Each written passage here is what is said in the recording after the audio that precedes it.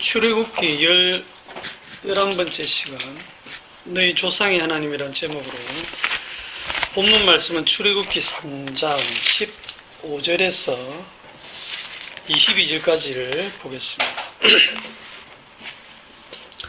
출애굽기 3장 15절에서 22절 교독을 하겠습니다. 하나님이 또 모세에게 이르시되 너는 이스라엘 자손에게 이같이 이르기를 너희 조상의 하나님 곧 여호와 곧 아브라함의 하나님, 이삭의 하나님, 야곱의 하나님께서 나를 너희에게 보내셨다 하라. 이는 나의 영원한 이름이요 대대로 기억할 나의 칭혼이라.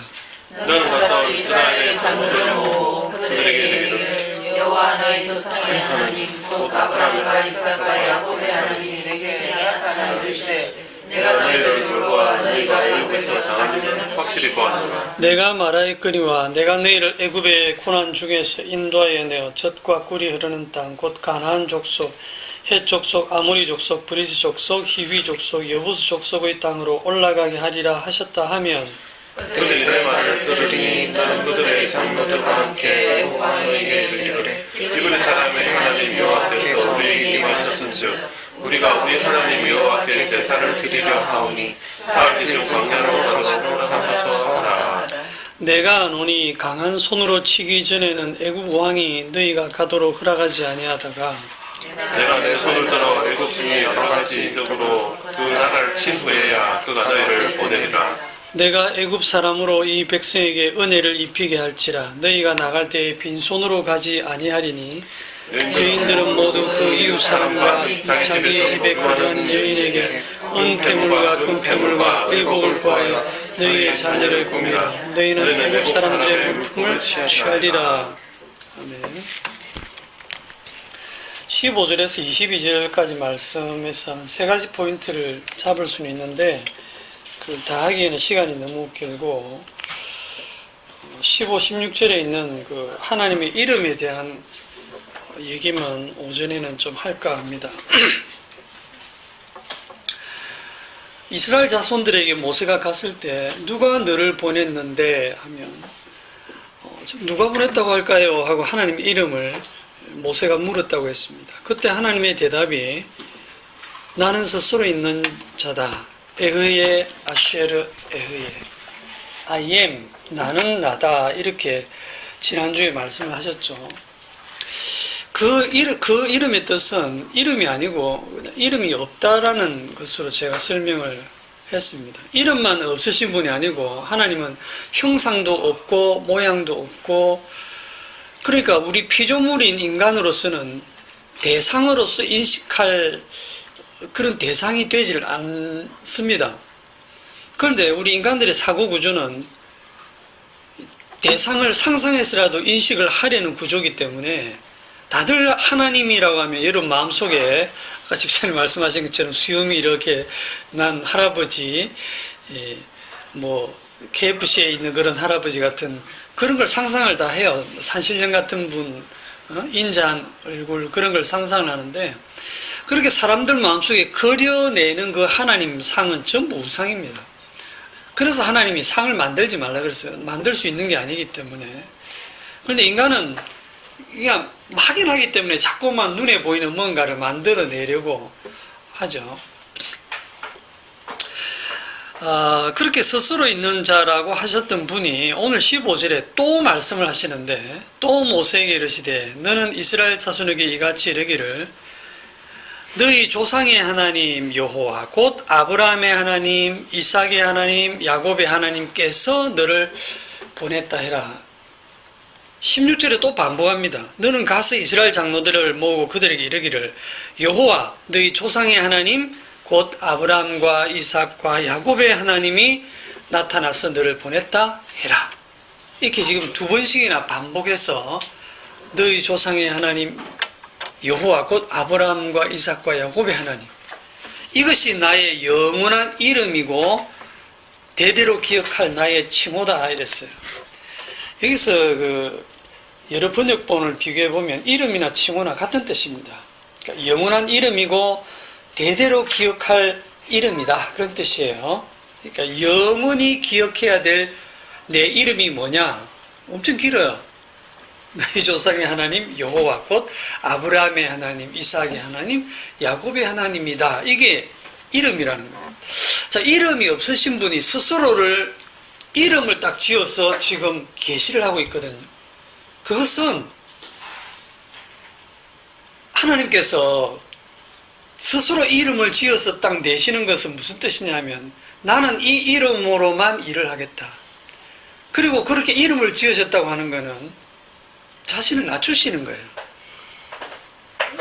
피조물 앞에. 스스로 제안을.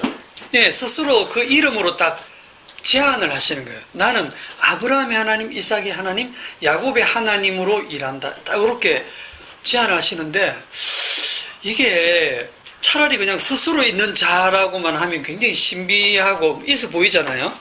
스스로 계시고 모든 것에 전능하시고 모든 것을 아시고 누구에게도 간섭도 받지 않고 제약을 당하지도 않고 의존하지도 않고 무소부재하기 때문에 어디에나 계시고 뭐 이런 것들을 하나님의 속성이라고 하죠.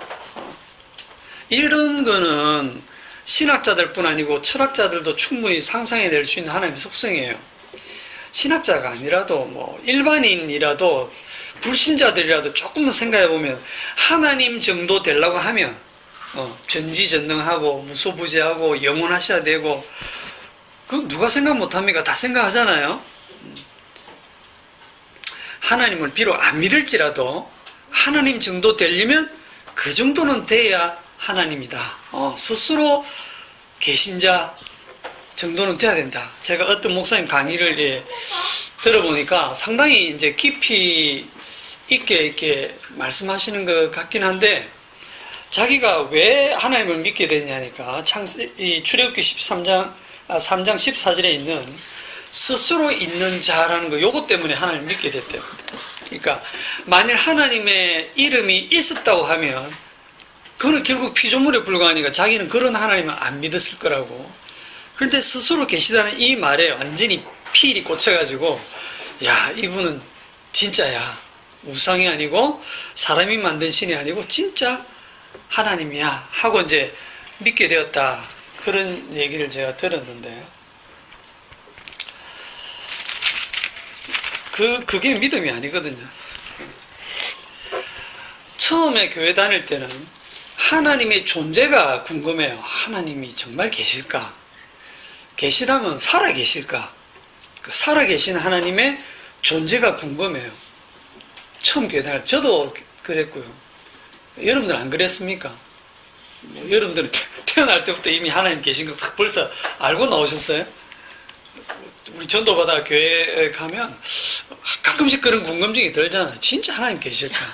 살아 계실까?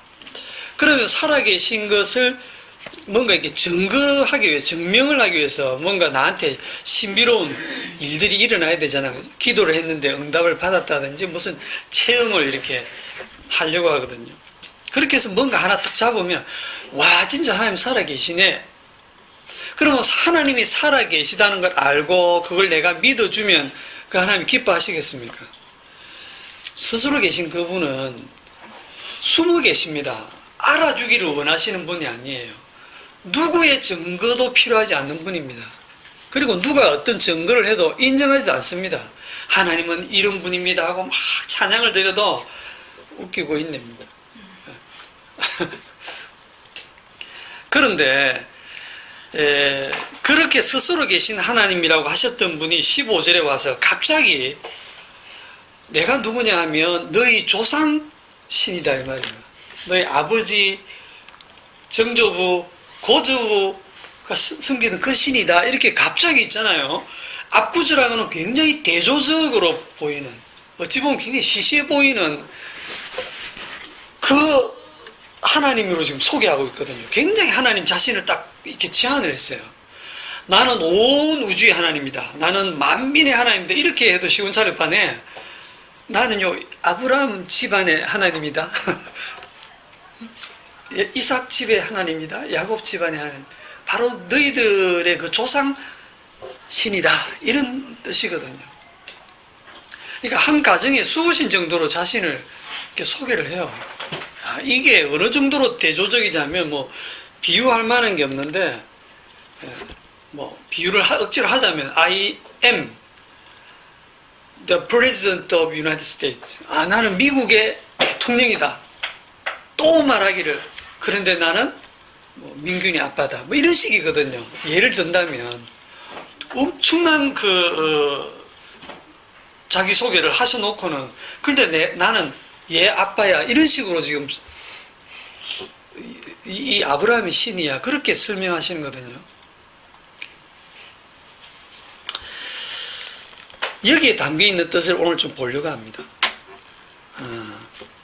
근데 우리가 이런 구절들을 읽으면 너무나 쉽고 너무나 가벼운 마음으로 어떻게 생각하냐면 아브라함의 하나님, 이삭의 하나님, 야곱의 하나님이라고 하면 이 하나님이 나의 하나님 바로 이렇게 가져와요. 스스로 계신 자 하니까 와 멋지다. 예, 이 하나님도 제 하나님 할래요. 하고 전부 다 좋은 건 다 자기한테로 끌어당깁니다. 그런데 아브라함의 하나님이 어떻게 해서 아브라함의 하나님이 되셨죠? 아브라함이 하나님을 찾고 찾아가가지고 하나님 제가 이제부터 하나님을 믿겠습니다. 그래가 아브라함의 하나님이 되셨어요? 아니요. 아브라함은 불신자고 이방인이었습니다. 갈대아 우르에서 우상을 섬기고 있었어요. 하나님 한자도 몰랐어요. 그 아브라함에게 난데없는 어떤 신이 나타나가지고 네 고향 집 아버지 집을 떠나라. 내가 네게 지시할 땅으로 가라 하면서 나타난 그 신이 아브라함이 하나님이 되셨어요. 그러니까 하나님이 먼저 찾아와서 이름을 부르신 거예요. 아브라함. 그러니까 하나님이 먼저 불러주지 않으면 방법이 없어요. 우리가 찾아가서 공부하고 믿으려고 하는 신은 전부 가짜입니다. 하나님이 불러주셔야 돼요. 이삭은 또 뭐냐면 혈통으로 육신으로 태어난 게 아니고 죽은 태에서 나온 아들이에요. 이삭은 하나님의 약속을 따라 난 아들, 성령의 능력으로 난 아들이에요. 이거는 흉내낼 수가 없잖아요. 그럼 야곱의 하나님 또 뭐냐? 같은 태에서 나왔지만은 이삭은 버려지고 야곱은 태어나서 무슨 일도 하기도 전에 이미 태어나기도 전에 선택되어진, 신약으로 얘기하면 창세전에 선택되어진. 그러니까 이거는 전적으로 주도권이 누구에게 있어요? 하나님께 있어요. 하나님이 일방적으로 부르시고 하나님의 능력으로 태어나게 하시고 하나님이 이미 태어나기도 전부터 선택되어진 그들의 하나님이다 이 말이죠. 그 외에는 방법이 없어요. 그러므로 이 아브라함의 하나님, 이삭의 하나님, 야곱의 하나님을 딱 읽을 때 우리가 어디서부터 출발해야 되냐면 나의 하나님이 아니네.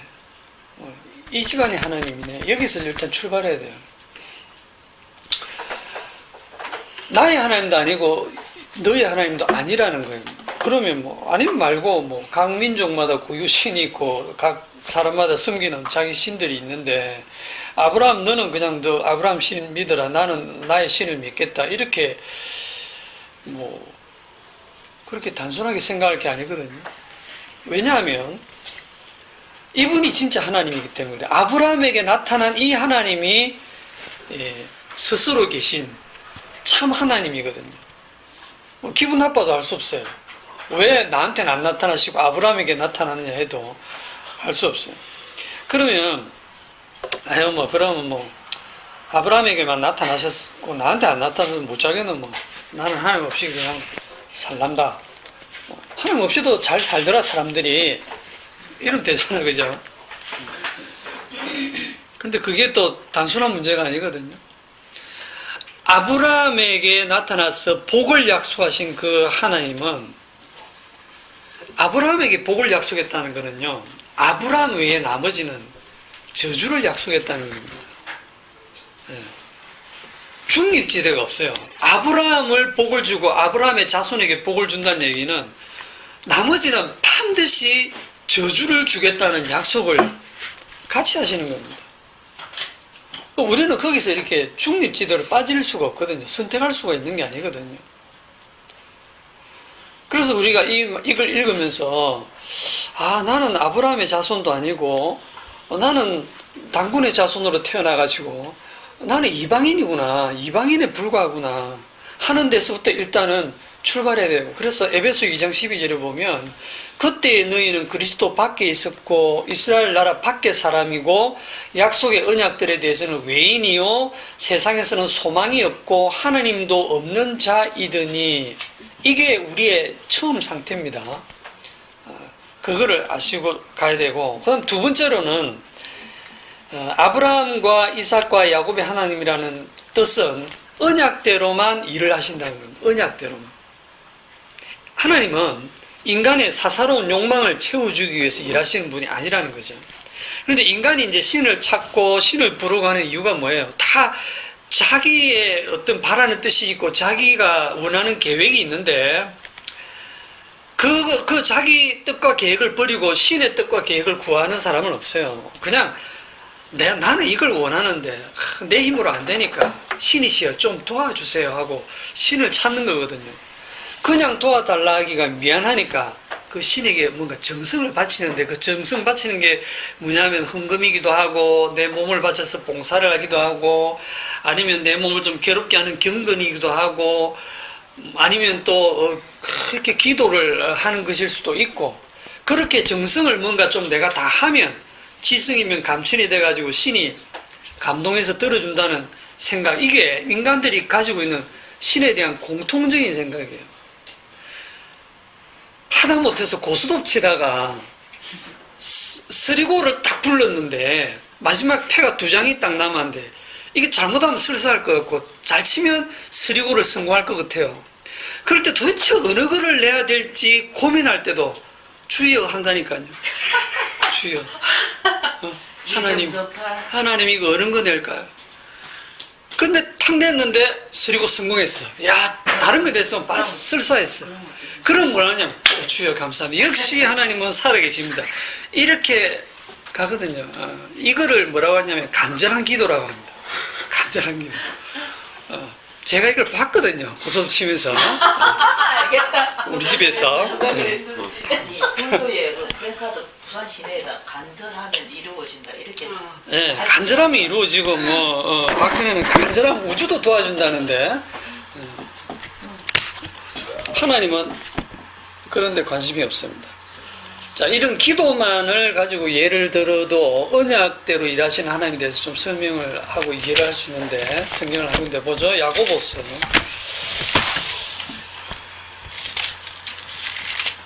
우리가 이런 순서로 가면 신약 성경 못 볼 거예요, 그죠? 그러니까 중간중간에 찾아가 봐야지.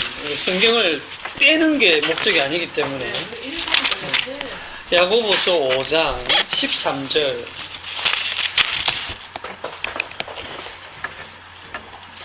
13절. 13, 14, 15를 제가 읽고 16, 17, 18을 여러분이 읽으세요. 너희 중에 고난 당하는 자가 있느냐 그는 기도할 것이요 즐거워하는 자가 있느냐 그는 찬송할지니라. 너희 중에 병든 자가 있느냐 그는 교회의 장로들을 청할 것이요 그들은 주의 이름으로 기름을 바르며 그를 위하여 기도할지니라. 믿음의 기도는 병든 자를 구원하리니 주께서 그를 일으키시리라. 혹시 죄를 범하였을지라도 사심을 받으리라. 그러므로 너희 죄를 서로 고백하며 병이 낫기를 위하여 서로 기도하라. 왜냐하면 강도는 역사하는 힘이 큼이니라.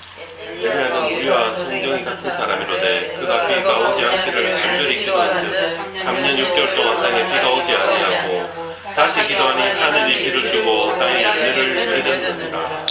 아멘. 이 본문도 우리가 굉장히 많이 오해를 하고 있는 구절이에요. 근데 문자적으로 읽어보면 고난 당하는 자가 있느냐 기도해라. 즐거워하는 자가 있느냐 찬송해라.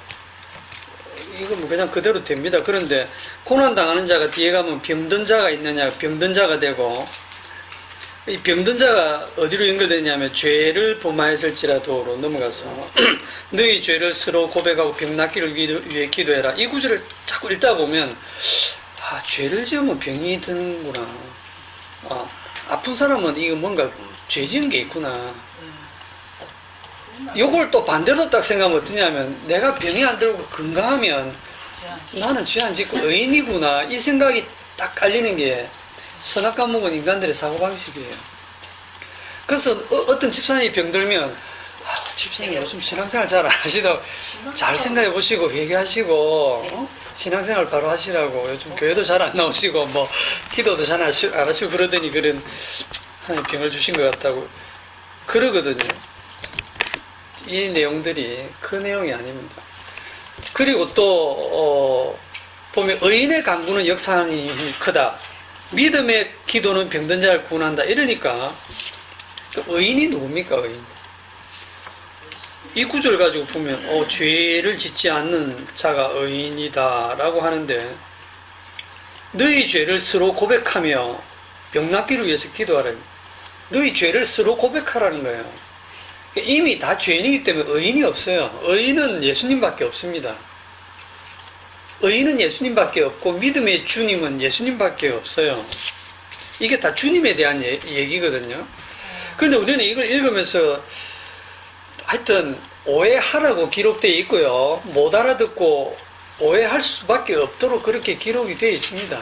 그러니까 이걸 읽고 결국은 뭐 하냐면 병이 낫고 싶어서 나는 믿음 없고 나는 경건하지도 않고 나는 의롭지도 않은 것 같으니까 병이 낫기 위해서 어떻게 합니까?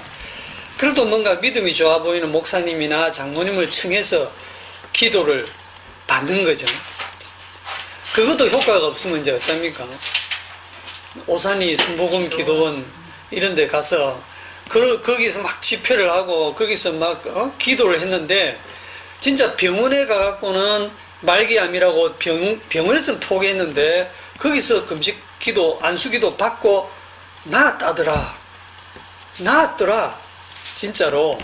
이래 되면 그런 얘기를 듣고 나면 우리 가족 중에 이렇게 말기암에서 이제 병원도 포기하고 그냥 준비하라고 하는 그런 사람이 있고 고통하고 있으면 안 가보겠습니까? 오산리 거기에. 저도 그런 생각 들던데요. 믿음은 믿음이고 복음은 복음이고 일단 저런 신비한 능력을 힘입어서 병이라도 좀 낫고 올까? 이런 생각이 들더라니까요.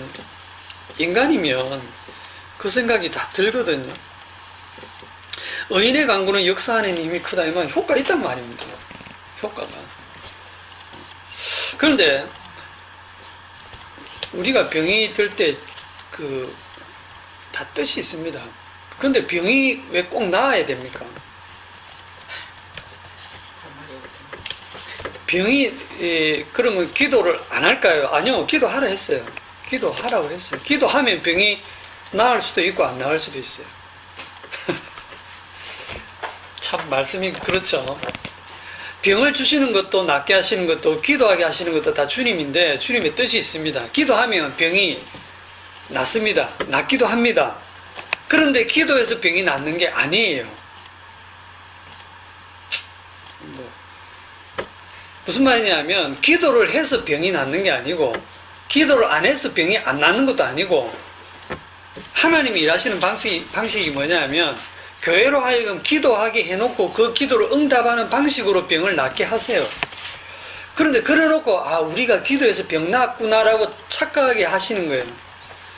그런데 믿음의 사람은 내가 기도해서 병 나은 게 아니고 주님의 은혜로 나았다로 알게 됩니다. 그 의인의 간구 믿음의 기도의 예를 17절에 들고 있죠. 엘리야를 들고 있잖아요. 엘리야는 우리와 성정이 같은 사람이로되 이 말은 엘리야는 우리와 성질이나 뭐 그런 욕심이나 이런 게 다 우리랑 똑같은 감정을 느끼는 사람인데 엘리야가 기도하니까 비가 3년 6개월 안 오고 다시 기도하니까 비가 오고 그가 간절히 기도하니까 비가 오기도 하고 안 오기도 했구나. 야, 그러면 엘리야가 그랬으니 우리도 엘리야처럼 그렇게 하면 되겠네. 이렇게 쉽게 나가잖아요. 그러나 열왕기상 18장에 실제로 엘리야 시대에 가서 보면 그 내용이 아니거든요. 열왕기상 18장 열왕기상 18장 1절에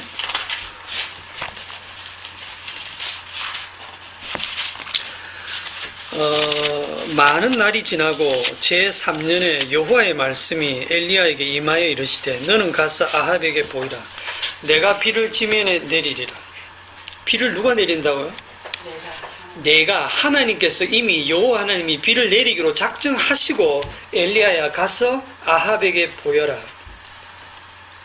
그리고 뭔가 일을 하시고는 아합이 기도하게 하고 간절히 7번을 기도하게 하고 비를 주시죠. 하나님이 일을 그렇게 하신다니까요. 사람들 눈에는 뭐만 보이냐면 엘리야가 7번이나 간절히 기도했더니 손바닥만한 구름이 올라오다가 이제 먹구름이 몰려와서 비가 왔다. 야, 엘리야가 기도해서 비가 왔구나. 이래 되는 거예요.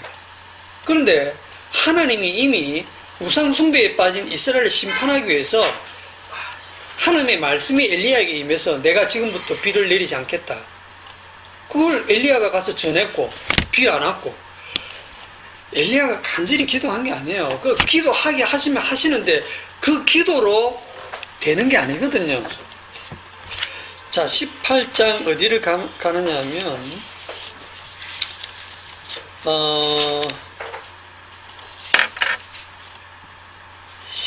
18장 19절부터 볼게요. 그런즉 사람을 보내어 온 이스라엘과 이세벨의 상에서 먹는 바알의 선지자 450명과 아세라 선지자 400명을 갈멜산으로 모아 내게로 오게 하소서. 아합이 이에 이스라엘의 모든 자손들에게로 사람을 보내 선지자들 갈멜산으로 집합을 시켰습니다. 엘리야가 모든 백성에게 가까이 나아가 이르되 너희가 어느 때까지 둘 사이에서 머뭇하려느냐.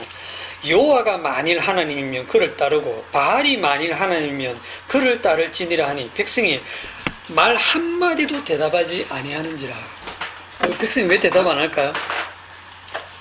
여호와가 하나님이면 그를 따르고 바알이 하나님이라면 그를 따라라. 묵묵부답. 엘리야가 백성에게 이르되 여호와의 선지자는 나만 홀로 남았으나 바알의 선지자는 450명이로다. 그런즉 송아지 둘을 우리에게 가져오게 하고 그들은 송아지 한 마리를 택하여 각을 떠서 나무 위에 놓고 불은 붙이지 말며 나도 송아지 한 마리를 잡아 나무 위에 놓고 불은 붙이지 않고 너희는 너희의 신의 이름을 부르고 나는 여호와의 이름을 부르니 이에 불로 응답하는 신 그가 하나님이니라. 백성이 다 대답하되 그 말이 옳더라. 이때는 백성들이 전부 맞다. 야, 구경거리 생겼다. 내기하자 이거죠. 어느 신이 진짜 신이냐. 불로서 응답하는 신이 진짜 신이다. 맞죠? 맞다. 그게 맞네. 그렇게 하자. 이래 된 거예요. 그런데 여러분, 엘리야가 이 제안을 딱 했을 때 바알의 선지자들이 그건 안 돼. 이랬습니까? 좋다 이랬어요. 왜 좋다 했겠습니까? 예? 이 바알의 선지자들이 엘리야의 제안을 받아들인 이유, 그 전에 효과를 여러 번 봤거든요. 이 바알의 선지자들이 바보들이 아닙니다. 그 전에 기도 응답을 받은 게 한두 번이 아니에요. 그들이 여러분 생각에는 아니 집사님 우상은 전부 가짜잖아요. 사람이 만들어낸 것이고 하나님만 진짜잖아요. 그런데 어떻게 우상에게 기도해서 기도 응답을 받고 효과를 받고 체험을 했었나요? 누가 그랬을까요? 데살로니가 후서에 보면 하나님이 미혹의 역사를 보내가지고 거짓 것을 믿게 하신다고 하잖아요. 하나님이 부리는 종 중에 사탄도 있습니다. 사탄이 그런 기도를 다 들어주기도 하시거든요. 그러면 그게 진짜인가 보다 하고 그걸 추종하게 되어 있어요. 이게 참 소름 끼치는 일이죠. 이 사람들이 뭘 모르고 어리석어서 우상을 따르는 게 아닙니다. 우상에게 기도하니까 기도 응답이 오는 거예요. 실제로 효과가 있는 거예요. 그리고 이스라엘 백성들이 왜 여호와 하나님을 버릴 수밖에 없냐 하니까 여호와 하나님은 너무 까다로워. 섬기기가 뭐 제사제도 번거롭죠. 율법 하나 다 지켜야 되죠. 흥정도 안 되죠. 뭐 조금 잘못하면 저주 내린다 하죠. 그래 저주 받죠. 그런데 여호와 신을 안 믿는 이집트의 애굽에서도 보면 애굽의 신들을 섬기는 그 애굽 사람들이 훨씬 잘 살았고 가나안 땅에 들어오니까 가나안 원주민들이 섬기고 있는 그 신들 그 하나님 안 믿고도 너무너무 농사도 잘 되고 부강하게 잘 살거든요. 그러니까 그 신을 믿는 거예요. 바알과 아세라를 섬기니까 나라가 잘 된다는 거예요. 집안이 잘 되고 우환도 없고 취직도 잘 되고 대학도 잘 가고 그러니까 섬기는 거죠. 바알과 아세라를. 이 바알의 선지자들이 엘리야의 제안을 딱 듣고 말도 안 되는 제안이라고 거절한 게 아니고 맞네 그래 그러면 되겠네 좋다고 받아들인 거예요. 자신이 있었단 말입니다. 왜? 과거에 효과를 봤기 때문에 응답을 많이 받았기 때문에. 그런데 이제 시작을 하거든요. 25절에 엘리야가 바알의 선지자들에게 이르되 너희는 많으니 먼저 해라.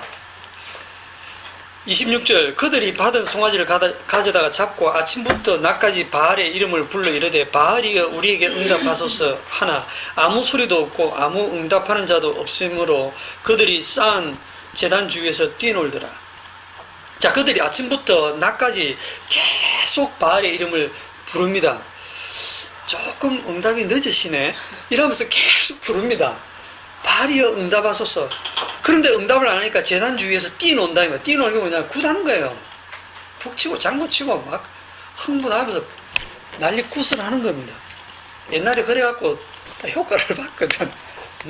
제가 옛날에 감림산 기도원 가니까 철학기도 이렇게 하는데 보니까 북을 치더라고 진짜로. 기도할 때 막 빵! 이건 피아노 치는 것보다 북 치면서 피아노 쪽이라고 막 음악 나오면 더 막 이게 흥분되잖아요. 그럼 막 기도가 저절로 나오는 것 같아. 주여 삼창하고 막 하면 속이 시원해. 네. 다 기도하고 나면 뭐 진짜 응답받은 것처럼 속도 시원하고요. 그거거든요, 지금. 이방인의 기도가 무슨 기도? 중언부언하는 기도잖아요, 그죠? 중언부언이 무슨 뜻입니까? 했던 말도 하고, 했던 말도 하고, 했던 말도 하고. 그런데 이걸 좋은 표현으로 하면 정성입니다. 했던 기도 또 하고, 했던 기도 또 하고, 이루어질 때까지 하는 거예요. 지극 정성으로 그냥 딴 일 접어두고, 이제 안 되면 굶어가면서, 자식이 아빠한테 뭐 해달라는데 안 해주면 밥 안 먹어! 이러고 굶어가면서 때를 쓰는 것처럼 하나님께 때를 쓰고 이제는 자기 몸을 상하게 하면서 이 사람들이 28절에 가면 그들의 규례에 따라 피가 흐르기까지 칼과 창으로 자기 몸을 상하게 해서 신에게 정성을 보입니다. 엘리야가 놀리죠. 엘리야가 정오에 이르렀으니 엘리야가 27절에 그들을 조롱하여 이르되 큰 소리로 부르라. 그는 신인즉 묵상하고 있는지 혹은 그가 잠깐 나갔는지 혹은 그가 길을 행하는지 혹은 그가 잠들어서 깨어갈 것인지 큰 소리로 불러라. 그래서 기도할 때 주여라고 크게 하라 하잖아요. 주여 삼창 크게 하고 기도하라 하잖아요. 조용히 기도하면 잠 온다. 그러니까 크게 기도해라. 크게 기도해야 들으시지. 요즘 교회에서 다 보입니다. 이런 기도가. 그래서 28절에 그들이 큰 소리로 부르고 그들의 규례에 따라서 막 피를 흐르기까지 칼과 창으로 그들의 몸을 상하게 하고 이게 오늘날 사람들이 다 하고 있는 거예요. 금식하면서 자기 몸을 막 상할 정도로 정성을 바칩니다. 29절 이같이 하여 정오가 지났고 그들이 미친 듯이 떠들어 저녁 소재 드릴 때까지 이르렀으나 아무 소리도 없고 아무 응답하는 자나 돌아보는 자가 아무도 없더라. 미치겠죠. 그전엔 안 이랬는데 이번에 왜 이럴까요? 이것도 하나님이 하시는 일이에요. 딱 지금은 아무런 응답을 안 하세요. 그전엔 그렇게 잘 들어주셨는데 그런 이방인의 기도를 하나님이 그래 이거나 먹고 떨어지라는 식으로 잘 들어주셨는데 이번에는 전혀 응답을 안 하죠. 엘리야가 모든 백성을 향하여 이르되 내게로 가까이 오라. 백성이 다 그에게 가까이 가며 그가 무너진 여호와의 제단을 수축하되 야곱의 아들들의 지파의 수요대로 엘리야가 12돌을 취하여 쓰니 이 야곱은 옛적에 여호와의 말씀이 임하여 이르시기를 네 이름은 이스라엘이라 하리라 하신 자들아. 그가 여호와의 이름을 의지하여 그 돌로 제단을 쌓고 제단을 돌아가며 곡식 종자 2세알을 만들 둘 만한 도랑을 파고 또 나무를 버리고 송아지를 각을 떠서 나무 위에 놓고 이르되 물통 4세 물을 채우다가 번제물과 나무 위에 부어라. 물을 송아지 위에도 붓고 각을 뗀 데다가 붓고 그래 그걸 몇 번을 붓냐면 3번을 부어서 그 물이 줄줄 흘러가지고 송아지도 젖었고 나무도 젖었고 그 주위에 그냥 도랑에 물이 가득하게 되었더라. 불이 붙겠어요, 안 붙겠어요? 불이 안 붙죠. 그래놓고 저녁 소재 드릴 때에 이르러 선지자 엘리야가 나아가 말하되 아브라함과 이삭과 이스라엘의 하나님 여호와, 여기 나오죠. 아브라함과 이삭과 야곱의 하나님, 즉 이스라엘의 하나님 여호와예요. 언약대로 이루시는 여호와야, 주께서 이스라엘 중에 하나님이신 것과 내가 주의 종인 것과 내가 주의 말씀대로 이 모든 일을 행하는 것을 오늘 알게 하옵소서. 여호와여, 내게 응답하소서. 내게 응답하소서. 이 백성에게 주는 여호와, 주 여호와는 하나님이신 것과 주는 그들의 마음을 되돌이키심을 알게 하옵소서 하매, 기도 시간 얼마나 걸렸어요? 1분도 안 걸렸어요. 1분도 안 걸렸어요. 이에 여호와의 불이 하늘에서 떨어져서 번제와 나무와 돌과 흙을 다 태우고 도랑의 물까지 다 핥아버렸다. 이걸 보고 백성들이 뭐라고 하냐면 여호와 그는 하나님이시로다. 여호와 그는 하나님이시로다. 이게 믿음입니까? 이게 믿음 아닙니다. 이런 기적 보고 여호와가 진짜 하나님 맞네. 이거 믿음 아닙니다. 사실을 믿는 거죠. 네, 그냥 그거 보고 신기해가지고 야, 여호와 하나님 맞네. 그 믿음 아니, 그렇게 알아주는 믿음 하나님 원치 않습니다. 37절에 주께서 그들의 마음을 되돌이키심을 알게 하옵소서 했는데, 그들의 마음을 돌이킵니까? 안 돌이킵니까? 안 돌이키죠. 네. 저기 8인실로 인도를 하세요.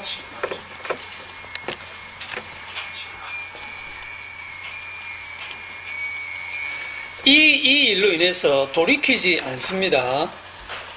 여기서 그러면 하나님이 돌이키신다는 게 아니잖아 이러지 마시고, 이 돌이키시는 게 말라기서에 가면 다 나오고 나중에 성령이 임해가지고 진짜로 자녀들의 마음을 아버지께로 돌이키는 일이 이루어지거든요. 40절에 엘리야가 그들에게 이르되 바알의 선지자를 잡되 그들 중 하나도 도망하지 못하게 하라 하며 잡은지라 엘리야가 그들을 기손 시내로 내려다가 거기서 죽인다. 자, 바알의 선지자를 다 잡아 죽입니다. 이 분위기를 타가지고. 그리고 엘리야가 그 다음에는 이제 기도하는 내용 나오죠. 기도해서 비가 내리는 내용이 나옵니다. 여기까지만 딱 읽고 그 다음을 상상을 해보면 이제 드디어 기도 응답받은 엘리야의 시대가 도래하겠죠. 엘리야의 시대. 모든 백성들이 엘리야를 추종하고 이제 엘리야의 하나님이 진짜 하나님. 그런데 19절에 가면 반전. 엘리야의 시대가 아닙니다. 이세벨이, 아합의 그 마누라 이 이세벨 우상 숭배하는 이방인 이세벨이 열을 받을 만큼 받아가지고 내가 이 엘리야를 죽이지 않으면 나 밥 안 먹겠다 하고는 전국 수배령을 내렸어요. 그랬더니 백성들이 전부 그 말을 들어 정치 권력에, 좀 전까지 여호와가 진짜 하나님이다 하던 백성들 다 어디 갔습니까? 아무도 엘리야 편이 없어요. 그 엘리야는 너무 두려워서 도망가죠. 빨리 도망갑니다. 도망가면서 너무너무 힘드니까 죽기를 구하죠. 차라리 죽여주세요 하나님.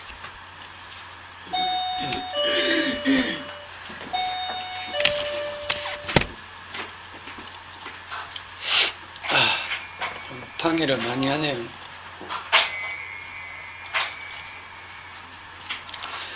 엘리야는 죽여주세요 이렇게 했지만 그냥 거의 진짜 자살하고 싶었지만, 신약으로 오면 사도 바울은 내가 빨리 내 몸을 벗어나서 주님께 가고 싶다 이렇게 나옵니다. 그러니까 진짜 언약 따라서 성도가 기도하면 어떤 기도를 하게 되느냐면, 보통 이방인의 기도를 한마디로 줄이면 살려달라는 기도예요. 하나님 살려주세요. 병 낫게 해주세요. 이 직장에서 안 잘리게 해주세요. 돈 잘 벌게 해주세요. 그게 전부 다 뭐냐면 이 땅에서 살게 해주세요. 저는 죽으면 안 됩니다 라는 그 기도거든요. 그런데 진짜 사람이신 하나님의 아들 예수님의 기도는 뭐냐면 십자가에서 죽는 기도를 합니다. 육신을 입고 약하기 때문에 할 수 있으면 이 잔을 지나가게 하옵소서. 그러나 내 원대로 마시고 아버지 원대로 하옵소서 하고 세 번을 간절히 기도하면서 십자가를 지시러 가셨죠. 죽음의 자리로 가셨어요. 그리고 그 후에 사도들도 다 그래요. 다 주님의 뜻대로 죽는 자리로 갔어요. 이 세상을 다 죽음으로써 왜 죽느냐 하면 죽음으로써 뭡니까? 죽음으로써 다시 살기 때문에 그렇습니다. 썩을 것으로 심고 썩지 않을 것으로 다시 살기 때문에. 자, 아브라함과 이삭과 야곱의 하나님이란 이름이 이제 신약 성경에 또 나오는 부분이 어디냐면 마가복음 12장 예수님이 인용하는 부분이 있는데 여기까지 한번 봅시다. 마가복음 12장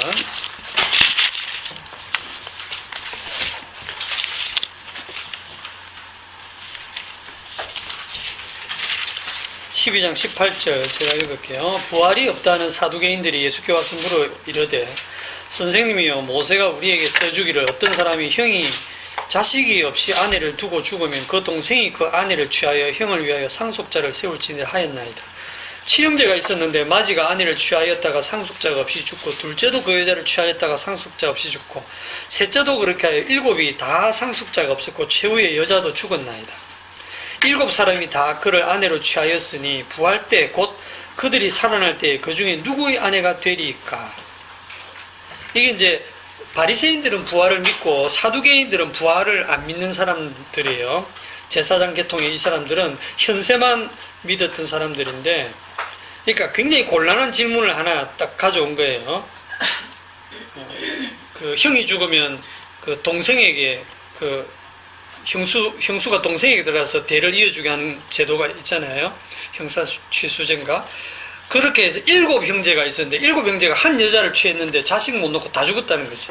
그리고 여자까지 죽었으면 나중에 부활 때 누구 마누라 됩니까? 이런 질문이거든요. 그래 24절에 예수께서 이르시되 너희가 성경도 하나님의 능력도 알지 못함으로 오해함이 아니냐. 사람이 죽은 자 가운데서 살아날 때는 장가도 아니가고 시집도 아니가고 하늘에 있는 천사들과 같으니라. 자, 부활 때에는 천사와 같답니다. 장가 시집 안 간답니다. 야, 우리 인간 세상에 시집 가고 장가 가는 게 얼마나 좋은 일인데, 그죠? 아닌가? 아니, 다시 갈 수 있다면. 새로운 남자, 새로운 여자를 만나서 또 새로운 사랑을 그다지 참 천국에 가깝습니다. 그놈이. 그런데 천국에 나중에 부활 때에는 천사와 같다. 아유, 천사가 재밌겠나 심심하겠다 이런 생각하지 마세요. 우리 수준하고는 완전히 다른 거니까. 25절 죽은 자가 살아난다는 것을 말할진대 너희가 모세의 책 중 가시나무 뜰기에 관한 글에 하나님께서 모세에게 이르시되 나는 아브라함의 하나님이요 이삭의 하나님이요 야곱의 하나님이라 하신 말씀을 읽어보지 못하였느냐. 하나님은 죽은 자의 하나님이 아니요 산자의 하나님이시라. 너희가 크게 오해하였도다. 자, 이 부분을 인용하시면서 지금 이 말씀을 듣고 있는 순간에 아브라함은 죽었죠. 이삭도 죽었고 야곱도 죽었고 죽은 지 오래된 조상들이고 그들의 무덤이 거기에 있습니다.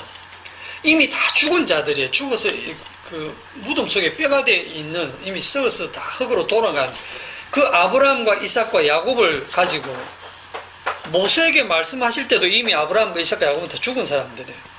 그런데 모세에게 나는 아브라함의 하나님, 이삭의 하나님, 야곱의 하나님이다 라고 할 때 그들이 죽은 자가 아니라는 거예요. 하나님은 죽은 자의 하나님이 아니고 산자의 하나님. 산자의 하나님. 살아있단 말이죠. 아니 죽은 자인데 왜 살아있다고 하시나? 하나님의 언약 안에서는 살아있는 자예요. 마지막 부활 때 우리 역사 속에서는 부활 때 다 살려내시니까 하나님이 보실 때는 이미 다 산자라는 거예요. 하나님의 언약 안에서 묵시 속에서는 다 산자라는 겁니다. 그러므로 하나님의 언약 안에서 잠자는 자들은 다 살아나는 거예요. 자, 오늘 그 아브라함의 하나님, 야곱의 하나님, 이삭의 하나님에 대해서 지금 한 3가지 정도만 얘기를 했는데 여기까지 설명을 다 듣고 이해 다 되시죠? 그러면 이 말씀을 잘 믿으면 됩니까? 여기서 딱 끝나면 그게 유대교입니다. 유대교 신학도 여기까지는 하거든요. 대부분 여기서 끝나요. 여호와의 이름에 담겨 있는 것이. 그런데 사도행전에 보면 새로운 이름이 등장하는데 사도행전 4장 12절에 보면 다 다른 이로서는 구원을 얻을 수 없나니 천하 인간의 구원을 얻을 만한 다른 이름을 우리에게 주신 일이 없음이라 했더라. 자, 구원을 얻을 만한 다른 이름을 우리에게 주신 일이 없다라는 이 말씀 바로 앞에 이 예수는 이라고 나오거든요. 예수라고 하는 이름 외에 다른 이름으로는 구원을 얻을 수 없다. 성령 받은 사도들이 이 얘기를 하고 있습니다. 다른 이름 주신 일이 없다. 그런데 구약 성경에 가면 다른 이름이 있어요. 요엘서에 가보면 구약을 쭉 따라가 보면 요엘서에 가보면 누구든지 여호와의 이름을 부르는 자는 구원을 얻으리라 이렇게 나오거든요. 이건 뭐 분명해요. 여호와의 이름을 불러야 구원받는다는 말씀이 요엘서에 딱 예언되어 있습니다. 여기 어디를 구약 성경에 뒤져봐도 예수를 부르면 구원 얻는다고 되어 있지 않고 예수라는 이름도 없어요. 오직 여호와의 이름만 구약 성경에 있습니다. 그래서 지금도 어떤 사람들은 여호와만 하나님이야. 여호와가 진짜 신이야. 여호와만 유일한 하나님이고 예수도 피조물이야. 예수도 피조된 천사 중에 좀 뛰어난 천사 중 하나야. 이런 사람도 있고 신은 신인데 창조된 신이야. 이런 사람도 있어요. 여호와의 증인이나 유대인들이 다 그래요. 예수를 그저 천사, 피조된 신 또는 뛰어난 사람, 선지자 그런 정도로만 봅니다. 그러니까 여기서 지금 뭐가 충돌하냐면 여호와의 이름과 예수라는 이름이 충돌하죠.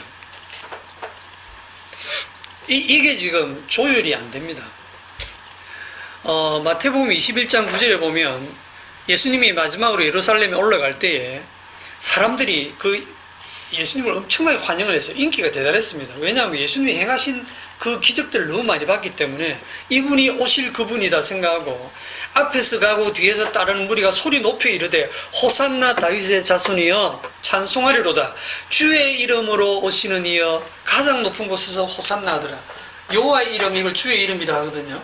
주의 이름으로 오시는 이여 호산나 하더라 하고 이 예수님을 주의 이름으로 환영을 하는데 호산나 이 말이 주여 지금 구원하소서 그런 뜻이거든요.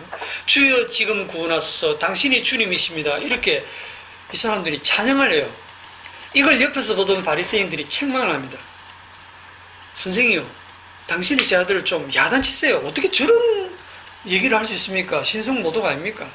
그랬을 때 예수님 뭐라고 합니까? 내가 너에게 말하노니 만일 이 사람들이 침묵하면 돌들이 소리 지를 것이다.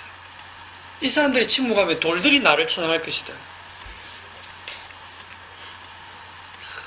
이름이 없는 그분이 우리에게 이름으로 나타나신 것은 자신을 낮추시는 걸 했어요. 어느 정도 낮추시느냐 하면 창조주가 피조물이 되시는 자리까지 낮아지신 거예요. 그 낮아지심의 실체가 누구냐면 말씀이 육신이 되어 오셔서 십자가에 죽기까지 순종하신 낮아지신 예수 그리스도입니다. 그래서 구약에서는 누구든지 여호와의 이름을 부르면 구원을 얻으리라는 말씀이 사도행전으로 넘어오면 예수님을 얘기하면서 누구든지 주 예수의 이름을 부르는 자는 구원을 얻으리라로 바뀌게 됩니다. 여기에 대해서 유대인들이 동의해요, 안 해요? 동의 안 합니다. 할 수가 없어요. 왜 할 수가 없을까요? 이 유대인들이 무식해서도 아니고 믿음이 없어서도 아닙니다.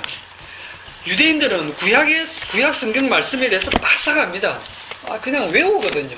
그리고 얼마나 공부를 많이 하는지, 연구를 많이 하는지, 수천 년간 연구한 그 결과 여호와 하나님만이 유일한 신이라는 거예요. 구약 성경 어디에도 예수가 안 나와요. 그럼 우리들 생각에는 모세가 나와 같은 선지자 하나를 보내줄 거라 하지 않았습니까? 나와 같은 선지자. 그분이 예수님 아닙니까? 나와 같은 선지자라 했지 예수라고 안 했거든요. 이사야 53장에 그 고난받는 종에 대한 노래를 봤을 때 그걸 예수로 생각 안 해요. 고난받는 하나님의 아들인 자기들을 생각해요. 그러니까 유대인들은 구약을 아무리 연구해도 거기서 예수가 안 나오는 겁니다. 그러니까 구약과 신약이 예수로 연결이 안 돼요. 그런데 예수님은 뭐라고 합니까? 모세가 나를 증거했다. 모든 선지자가 나를 증거했다. 모든 성경은 나를 증거하는 것이다.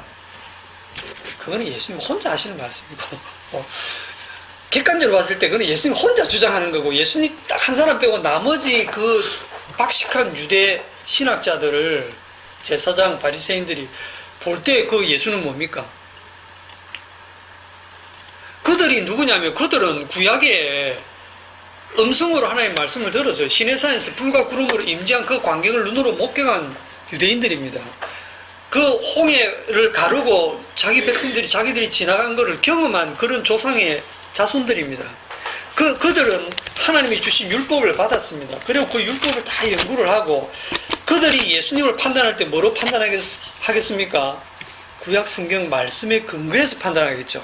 자기 생각으로 판단하는 게 아닙니다. 말씀에 근거해서 딱 보니까 예수는 안식일도 안 지키네. 보니까 밥 먹을 때 손도 안 씻네. 정결의식, 우리 장모들의 전통 하나도 안 지키네. 그리고 율법 다 어겨. 율법을 아예 고쳐. 옛 사람에게 말한 바 살인하지 말라는 것을 너희가 들었으나 나는 너희에게 이르노니, 이게 무슨 뜻이냐면 옛 사람에게 모세에게 말한, 그 모세를 통해서 하나님이 말씀할 때는 살인하지 말라 했는데 나는 너희에게 이른다. 이 말은 뭐냐면 나 그 동등한 수준이거든요. 내가 율법을 만드는 사람이다. 내가 율법을 만드는 자다. 나는 너에게 말하노니 형제를 미워하는 자마다 살인하는 자다. 그렇게 얘기해 버리시거든요. 완전히 율법을 고치시는 거예요. 어찌 보면. 그게 유대인들이 그걸 받아들일 수 있겠습니까? 지가 하면데 사람이 되어가지고, 예를 들어가지고 시편에 여호와는 나의 목자시니 부족함이 없으리다 하고, 유대인들은 자기들은 양이고 여호와 하나님은 목자라고 이렇게 알고 있는데, 예수님이 요한복음 10장에 와가지고 나는 선한 목자다. 내가 목자라는 거예요. 나보다 먼저 온 애들은 다 강도고 절도다. 전부 다 그냥 가짜라고 선포를 하시는 거예요. 심지어 구약의 그 여호와도 우상이다라고 해요. 너희들이. 왜냐하면 너희들은 지금 너희를 위해서 믿고 있기 때문에 그게 여호와든 예수든 누구든 다 우상이라는 거예요. 너희 아비는 마귀라는 거예요. 그러니까 이거를 유대인들이 받아들일 수가 없잖아요. 안식을 범하죠. 율법 어기죠. 유전과 전통 다 무시하죠. 성전 박살 내버리죠. 성전 다 부정하죠. 그러니까 그들 눈에 예수는, 이거는 완전히 이단의 괴수입니다. 이단의 괴수. 그러니까 죽이는 거죠. 그래서 죽였어요. 아무 거리낌 없이 죽였어요. 이단 하나 딱 처단한 거예요. 그러면 우리 생각에는 유대인들이 못됐다가 아니잖아요. 유대인들은 당연히 그렇게 할 수밖에 없는 거예요. 그러면 지금 구약과 신약으로 이게 연결이 안 돼요. 자, 사도 바울 같은 경우를 생각해 봅시다. 사도 바울이 얼마나 여호와 하나님에 대한 믿음과 열심히 남달랐으면 여호와를 모독하는 예수쟁이들을 다 잡아 죽인다는 각오로 공문을 받아가지고 다메섹으로 갔잖아요. 예수쟁이들 하나도 빠지지 다 잡아 죽여야 이게 하나님을 내가 믿는다면 이게 제대로 믿는 거야, 이 생각하고 그 열심으로 갔거든요. 가다가 다메섹으로 가는 길에 밝은 빛 가운데서 주님을 만나잖아요. 그때 이 바울이 완전히 놀라가지고 주여 누구십니까 묻잖아요. 아니, 자기는 구약에 있는 그 주님 여호와를 너무 잘 안다고 했는데 주여 누구십니까? 예? 아버지 누구십니까? 이거하고 똑같은 거예요. 갑자기 어느 날 예찬이가 내보고 아버지 당신 누구십니까? 이때까지 알던 아버지가 아니잖아요. 이때까지 내가 알던 주님이 아니잖아요. 주여 누구십니까? 물었을 때 그 들려오는 음성이 뭐냐면 나는 네가 핍박하는 예수다. 그때부터 사도 바울이 완전히 뒤집어지잖아요. 그리고 사도 바울이 성령을 받습니다. 아나니아가 기도하면서 성령 받고 난 다음에 이 사도 바울은 구약 성경의 모든 것이 전부 다 새롭게 해석이 되는 거예요. 야, 이게 전부 다 예수님을 가리키고 있구나. 이거는요, 어떤 논리적 설명이나 어떤 설득으로도 구약의 여호와 하나님만 섬기던 그 바울을 예수쟁이로 누구도 만들 수 없어요. 그렇기 때문에 사도 바울이 내가 받은 복음은 사람으로 말미암은 것도 아니요, 사람에게서 난 것도 아니요, 사람에게 배운 것도 아니다. 오직 예수 그리스도의 계시로 말미암아 내가 이 복음을 받았다. 이 복음 외에 다른 복음을 전하는 자는 저주를 받을지어다. 하늘에서 온 천사라도 이 복음 외에 다른 복음, 이 십자가 복음 외에 다른 복음을 전하면 저주를 받을지어다. 그렇게 얘기를 하고 있거든요. 자, 이렇게 성령을 받지 않으면 사도 바울처럼 진짜 하나님을 알 수가 없어요. 그런데 이런 유대인들의 사고 구조와 우리 일반 사람들의 사고 구조는 똑같습니다. 전부 다 하나님 중심이거든요. 말씀 중심, 성전 중심. 이게 유대교인데 오늘날 교회는 뭐라고 하냐면 교회 중심 이런. 개혁교회의 특징이갖고 인터넷 딱 뒤지면 딱 요 세 가지가 나옵니다. 하나님 중심, 말씀 중심, 성전 중심. 포스터 딱 이렇게 현수막 붙여놓고. 얼마나 신앙적으로 보입니까? 얼마나 신앙적으로 보입니까? 그런데 이게 얼마나 마귀적인지 아세요? 우리들 생각에는 항상 하나님이 먼저예요. 그 삼일체를 해도 하나님이었다. 좀 위쪽에 그려놓고 조금 내려가지고 하나님의 아들 예수 그리스도. 그 다음에 그 옆에 동격으로 성령님. 하나님이 성령도 보내고 아들도 보내고. 그래서 이걸 믿으면 우리가 구원받고 전부 자기 구원 중심으로 생각하기 때문에 이렇게 딱 생각하거든요. 근데 이미 우리는 하나님이 더 높다고 생각해요. 하나님이 아들을 보내셨으니까 하나님이 그래도 한 수준 우리가 예수님만 찬양하면 하나님이 삐질 거라는 생각을 하거든요. 그러기 때문에 어떤 구조를 갖고 있냐면 하나님을 잘 믿으면 그게 예수님 믿는 거다 이렇게 생각하거든요. 아닙니다. 하나님 믿으면 지옥 가요. 성령님 믿어도 지옥 가고 주 예수를 믿어야 돼요. 아무도 하나님을 본 사람이 없으되 아버지 품속에 있는 독생하신 하나님이 나타내시는데 그가 아들이죠. 그러니까 저도 얘기했지만 아들 대신 예수 그리스도가 인자가 되어서 나타나셔가지고 십자가 죽으시고 부활하셔서 심판주가 되시는데 이 예수님이 하나님을 계시한 겁니다. 이 예수님보다 더 큰 하나님이 없어요. 우리는 하나님을 인식할 수가 없습니다.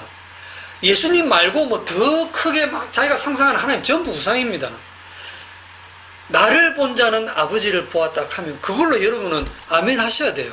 아, 예수님이 하나님이시군요. 딱 예수님 통해서만 우리는 하나님 봅니다. 나를 영화롭게 하는, 아들을 영화롭게 하는 자는 아버지를 영화롭게 하는 거예요. 아들을 영화롭게 하지 않으면 그게 아버지를 영화롭게 하지 않는 거예요. 아버지를 모독하는 거예요. 아들에게 영광 돌리면 아버지에게 영광 돌리는 거예요. 아들을 믿는 게 하나님 아버지를 믿는 거예요. 그를 보낸 자를 믿는 겁니다. 성령님 왜 오셨습니까? 성령님은 신약으로 와서는 그리스도의 영이 돼가지고 예수님이 성령을 보내십니다. 아버지께 받아서 성령을 보낸다고 표현은 그렇게 하는데 이 성령이 오셔갖고 뭘 하느냐? 자기를 증거하지 않습니다. 성령이 오시면 그가 자의로 말하지 않고 오직 듣는 것을 말하시며 내게 대해서 말씀할 것이다 그러잖아요. 이 성령님은 오셔갖고 자기 얘기 절대 안 합니다. 성령은 이런 분이고 이런 능력이 있고 막 이래 안 하고요. 아들만 증거합니다. 십자가만 증거해요. 그래서 성령 받은 사람은 십자가만 자랑하게 돼 있어요. 성령 받았다고 내 성령 받은 걸 자랑하고 이런 막 병 고치는 능력이 있고 예언하는 능력이 있고 그런 거 자랑하는 거 좀 악령입니다. 그게 다 미혹하는 역사예요.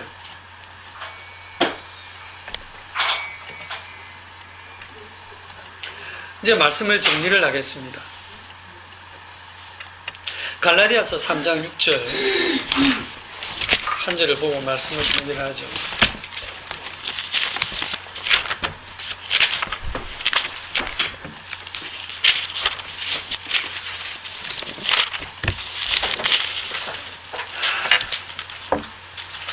아까 처음 출발할 때 우리는 아브라함의 자손이 아니라 그랬는데 우리는 이방인이라 그랬죠. 자, 갈라디아 3장 6절에 아브라함이 하나님을 믿음에 그것을 그에게 의로 정하셨다 함과 같으니라. 그러면 즉 믿음으로 말미암은 자들은 아브라함의 자손인 줄 알지어다. 야, 갑자기 믿음으로 말미암은 자들은 아브라함의 자손이 된다 이 말입니다. 아브라함의 자손. 그 아브라함을 하나님 부르셨고 아브라함이 낳은 아들 중에 이스마엘은 버려지고 이삭이 선택됐잖아요. 그죠? 이삭이 약속의 자녀고 성령으로 난 자고, 그 다음에 이삭에서 나온 두 아들 중에 또 에서는 버려지고 하나님이 창세전에 선택한 야곱, 그렇게 하나님의 부르심, 성령으로 탄생함, 그 다음에 하나님의 선택, 이런 모든 걸 한마디로 팍 줄이면 믿음으로 난 거예요. 믿음으로 말미암은 자에 그게 다 포함이 됩니다. 그렇게 믿음으로 말미암은 자들은 아브라함의 자손인 줄 알지어다. 8절. 또 하나님이 이방을 믿음으로 말미암아 의로 정하실 것을 성경이 미리 알고 먼저 아브라함에게 복음을 전하되 모든 이방인이 너로 말미암아 복을 받으리라 하였느니라. 자, 복을 받는데, 그러므로 믿음으로 말미암은 자는 믿음이 있는 아브라함과 함께 복을 받느니라. 그러니까 혈통적인 이스라엘이 아니고 혈통적인 그 아브라함의 자손이 아니라 믿음으로 말미암은 자들이 아브라함의 자손이 된다라고 했는데, 그러면 믿음으로 말미암는 게 뭐냐면 16절에 가보면 이 약속들은 아브라함과 그 자손에게 말씀하신 것인데 여럿을 가리켜 그 자손이라 하지 아니하고 오직 한 사람을 가리켜 네 자손이라 했으니 곧 그리스도라. 아브라함의 자손이 하나밖에 없네요. 누구? 그리스도, 예수 그리스도 한 분만 아브라함의 자손. 그러니까 하나님이 창세전에 부르시고 선택하시고 성령으로 난 자는, 하나님이 택한 분은 예수님밖에 없어요. 하나님의 유일한 아들은 예수님밖에 없어요. 그러니까 하나님은 예수님만 구원하시는 겁니다. 그런데 그 예수님만 구원하시는 그 가운데 예수님의 몸의 지체가 된 교회가 같이 구원을 받는 거예요. 우리는, 성도는. 그럼 어떻게 해서 그 몸이 되느냐 하면 성령으로 연합해서 그 몸의 지체가 되는 거예요. 그러면 제가 그렇게 할게요? 아니에요. 그 주도권이 우리에게 있는 게 아니라고요. 주님이 부르시고 주님이 믿게 하시고 주님이, 주의 성령이 위해서 그리스도의 몸 되게 하시는 거예요. 그래서 그 모든 그 주도권이 주님께 있다라고 하는 게 오늘 이 하나님의 이름 속에 담겨 있습니다. 이것이 마음으로 믿어지고 입으로 시인되어지는 분들이 복이 있습니다. 오늘 여기까지 하고 나머지는 오후에 기도합시다. 스스로 계신 하나님께서